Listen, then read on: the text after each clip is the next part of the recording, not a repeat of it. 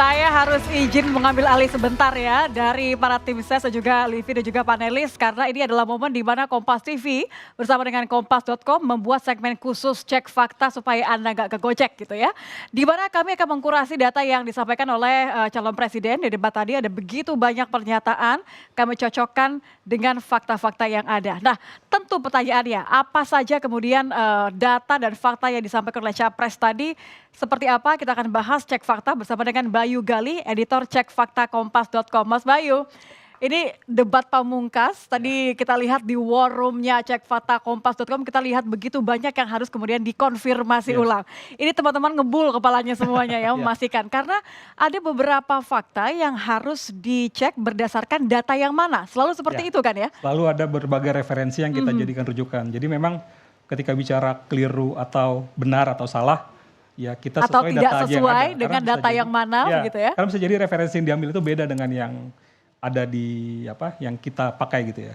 Oke, jangan dibocorkan mana dulu ya tidak sesuai ya. Karena kalau kita lihat juga suasana bagaimana teman-teman di war room ini untuk Anda saudara di rumah selama debat Capres berlangsung tadi tim Kompas.com terus mencari data dan fakta sesuai dengan penyampaian ketiga Capres di debat terakhir tadi. Nah, data ini dikurasi kemudian dicocokkan di war room atau ruangan khusus di mana para peneliti dan tim Kompas.com dan Kompas TV berada secara khusus dari awal ya Mas Bayu ya. Dari awal berada di sana mengolah, memilih mana saja kemudian yang kira-kira ini kalimatnya sesuai dengan fakta, tidak sesuai dengan fakta, atau ternyata tidak sesuai dengan referensi data tertentu. Nah, saya akan langsung menampilkan satu pernyataan dari Capres nomor urut 1, Anies Baswedan yang mengatakan akses terhadap pekerjaan layak dan jaminan sosial ini masih menjadi masalah di Indonesia. Menurut Anies, masalah Indonesia hari ini adalah 45 juta orang belum bekerja dengan layak. Kita akan dengarkan terlebih dahulu. 45 juta orang belum bekerja dengan layak. Bicara jaminan sosial, lebih dari 70 juta orang tidak punya jaminan sosial. Bicara pendidikan, jauh dari kota, terpencil, masa depan jadi suram.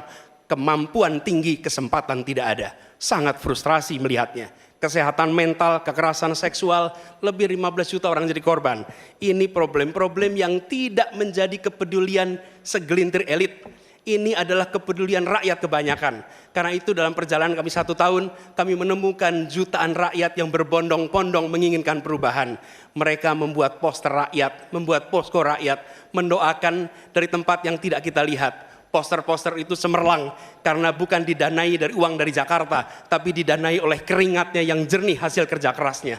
Ini adalah keinginan perubahan. Oke, kita akan lihat terlebih dahulu kutipan dari pernyataan Capres nomor urut 1.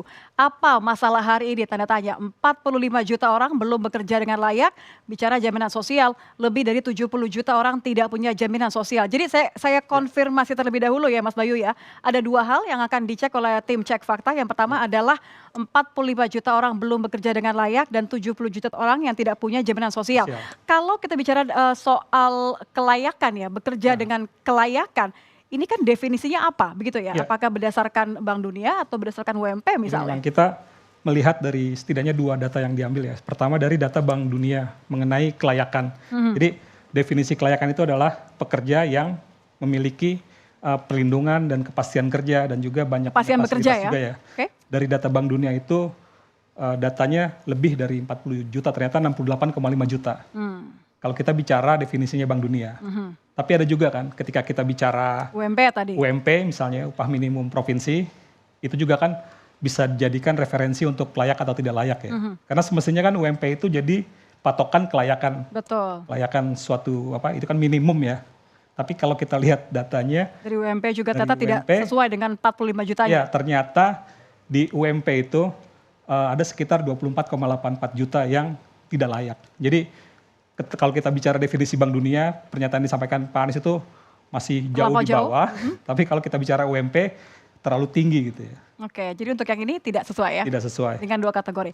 Kalau kita bicara mengenai 70 jutanya tadi, ini ada proyeksi Kemendagri juga. Karena kan kalau kita bicara soal jaminan sosial itu kan kesehatan, BPJS Kesehatan atau juga ketenagakerjaan. Kalau kita lihat dari kesehatan terlebih dahulu deh. Ya, jadi ini definisinya dari data BPJS Kesehatan. BPJS Kesehatan menyebutkan bahwa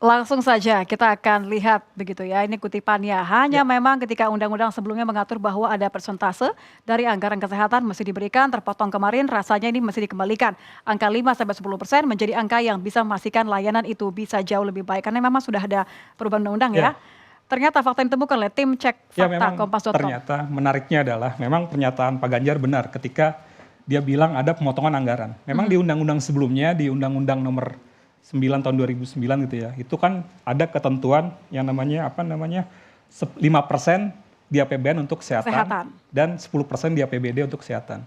Nyatanya anggaran itu, alokasi anggaran itu dipotong di undang-undang yang baru, di Undang-Undang Nomor 17 tahun 2023. Jadi sebelumnya ada semacam pembatasan. Tidak ada besaran minimal begitu ya? Ya, sekarang kan tidak ada lagi tuh 5% atau 10% di APBD. Tapi kita lihat juga datanya bahwa ternyata ketika di Indonesia masih menerapkan 10% di APBD, banyak juga pemerintah daerah yang tidak memberikan anggaran kesehatan masih di bawah 10%. Padahal udah ada undang-undangnya, tapi ternyata banyak yang tidak memenuhi ini. Jadi kalau kita bicara maksimal juga artinya tidak bisa dipastikan. Tapi kita juga bicara ketika anggaran katakanlah ditetapkan 50%. Masalahnya di realisasi anggaran. Dari tahun ketika undang-undang ini berlaku ya, undang-undang 2009 ini berlaku, masih banyak realisasi anggarannya di bawah 5%. Dan ini baru mulai membaik katakanlah di 2022, 2021, 2023 ini ya. Baik. Jadi ada beberapa data yang kemudian ditemukan tidak sesuai ataupun juga tergantung referensi data yang mana. Ini penting karena untuk melihat benar atau tidaknya apa yang dimaksud dan konteksnya. Terima kasih karena teman-teman cek fakta kompas.com sudah melakukan referensi cek fakta ini agar penonton tahu mana yang bisa kemudian diyakini sebagai fakta, mana yang harus dicek kembali. Terima kasih Mas Bayu karena sudah bergabung bersama kami di segmen cek fakta dari kompas.com. Livian akan kembali untuk meng-cross-check hal yang tadi kami berdua perbincangkan mengenai pernyataan-pernyataan dari para capres nomor 1, 2, dan 3. Usai jeda kami akan kembali.